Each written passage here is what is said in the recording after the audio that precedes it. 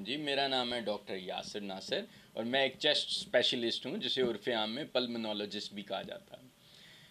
आज जो टॉपिक या बीमारी हम डिस्कस करना चाह रहे हैं उसे कहते हैं फेफड़ों का सरतान या लंग कैंसर। ये एक बीमारी है जो पिछले कुछ अरसे से इसकी रेशो या इसकी तादाद, मरीज़ों की तादाद में डे बाय डे इजाफा होता जा रहा है। उसकी बहुत सारी वजूहात जो हैं वो आज हम इस टॉपिक पे डिस्कस करेंगे और उसका हल ढूंढने की कोशिश करेंगे कि इससे कैसे बचा जा सकता है। कैंसर फेफड़ों का एक ऐसा मर्ज़ है जो बहुत ही मुश्किल से इलाज जिसका होता है और बहुत महंगा इलाज हो सकता है। इसलिए इस बीमारी से लड़ने का जो बेहतरीन और बेहतर तरीका है वो ये है कि इससे बचा जाए। और इस बीमारी को अगर किसी के अंदर हावी होना है या किसी को अटैक करना है तो बहुत सारे ऐसे फैक्टर्स हैं जिससे इस बीमारी को हम कंट्रोल भी कर सकते हैं। उनमें से एक है सिगरेट स्मोकिंग। सिगरेट स्मोकिंग एक ऐसी चीज़ है जिससे इस बीमारी की रेशरा में हर गुज़रते दिन के साथ इजाफा होता है। उसमें सिगरेट कौन सा पिया जा रहा है, कितने अरसे से पिया जा रहा है, सिगरेट किस तरीके से पिया जा रहा है, सिगरेट अकेला पिया जा रहा है या हुक्के के साथ पिया जा रहा है, सिगरेट सिर्फ इकलौते नशे के तौर पे किया जा रहा है या उसके साथ बाकी नशे भी शामिल हैं। ये सारे वो फैक्टर्स हैं जो डिफ़ाइन करते हैं कि किस मरीज़ के अंदर लंग कैंसर कितनी जल्दी होगा।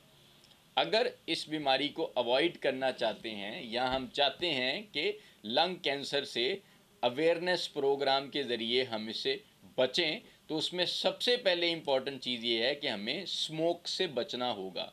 वो स्मोक अब दो किस्म के हो सकते हैं। फर्स्ट हैंड स्मोक भी हो सकता है कि मरीज़ खुद सिगरेट पी रहा है। सेकेंड हैंड स्मोक भी हो सकता है कि मरीज़ जिस जगह पे है या जिस कमरे में है वहाँ पे कोई और सिगरेट पीता है, या जिस दफ्तर में है वहाँ बहुत सारे लोग सिगरेट का इस्तेमाल करते हैं। तो फर्स्ट हैंड स्मोक और सेकेंड हैंड स्मोक दोनों कैंसर कॉज कर सकते हैं, और दोनों के दोनों फर्स्ट हैंड और सेकेंड हैंड स्मोक कैंसर को इक्वली जनरेट कर सकते हैं। यानी इनकी रेशो में कुछ ऐसा नहीं है कि जो फर्स्ट हैंड स्मोक से कैंसर होगा वो ज़्यादा खतरनाक होगा और सेकेंड हैंड स्मोक से कम खतरनाक होगा। ये दोनों स्मोक कैंसर कॉज कर सकते हैं। अलामात में जो सबसे सरे फहरिस्त अलामत होती है वो होती है वज़न का कम हो जाना, खांसी लग जाना, मुस्तकिल खांसी भी इसमें लग सकती है, और उस खांसी के साथ खून का आना।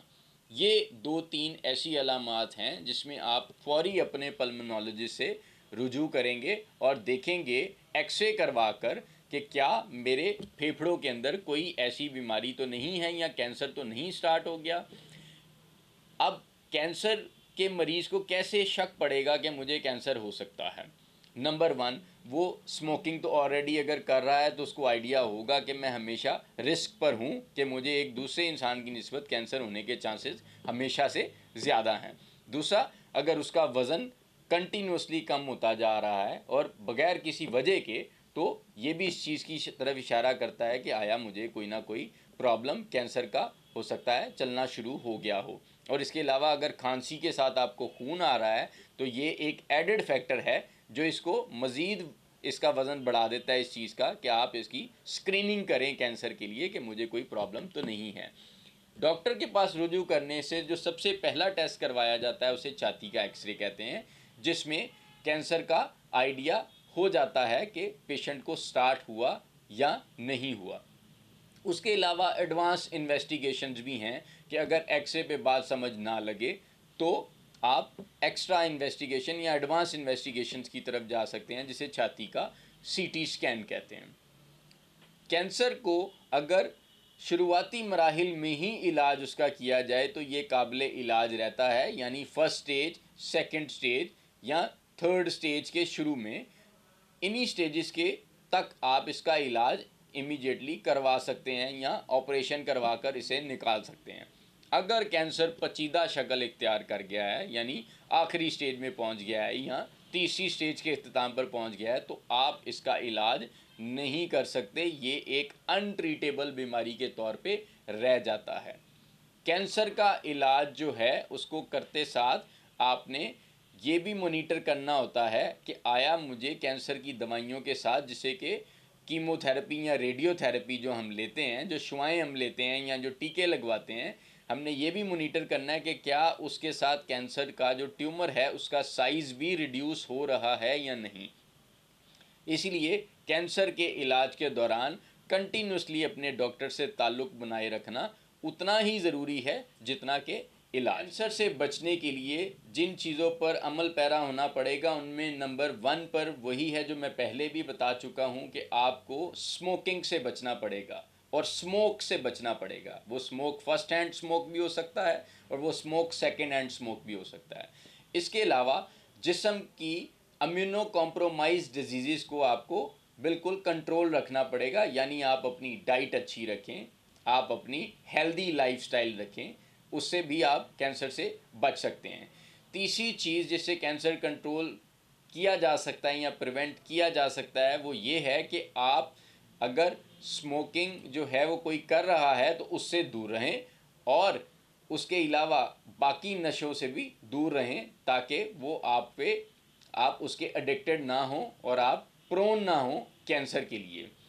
कैंसर हेरिडिटरी भी हो सकता है, यानी ये ट्रांसमिशन होती है कि एक फैमिली में अगर रन कर रहा है, अगर फैमिली हिस्ट्री है किसी को कैंसर की तो उसके बच्चों में कैंसर हो सकता है। इसलिए सबसे बड़ा स्टेप जो कैंसर को बचाने के लिए होता है वो होती है स्क्रीनिंग, कि अगर आपको किसी भी तरह का शक है कि मेरी फैमिली हिस्ट्री में कैंसर था और मुझे इससे कैसे बचना है, तो आप इंटरवल्स पे रेगुलरली डॉक्टर के पास जाके अपनी स्क्रीनिंग टेस्ट करवाएं और असेस करें कि क्या मैं प्रोन तो नहीं हूं कैंसर के लिए। ठीक है, ये बहुत इंपॉर्टेंट है। बहुत सारे तरक्की याफ्ता ममालिक के अंदर भी जहां कैंसर की शरह में उन्होंने काफ़ी काबू पाया है, उसमें वो यही करते हैं कि अपने एनुअल टेस्ट करवाते हैं, एनुअल इन्वेस्टिगेशंस करवाते हैं। हर वो इंसान जिसकी फैमिली में कैंसर की हिस्ट्री है वो इससे बचने के लिए अपने रेगुलर टेस्ट करवाता है ताकि मुझे पता चल जाए कि मैं क्या उन लोगों में तो शामिल नहीं हूं जिनमें कैंसर की शरह बढ़ सकती है। तो इसलिए आपने अपनी इन्वेस्टिगेशंस एनुअली ज़रूर करवानी है और स्क्रीनिंग ज़रूर करनी है ताकि आप कैंसर से बच सकें। गवर्नमेंट कैंसर को ट्रीट करने के लिए कुछ हद तक दवाइयाँ जो हैं वो अस्पतालों में प्रोवाइड ज़रूर करती है ताकि आप जो हैं इससे ट्रीटमेंट ले सकें।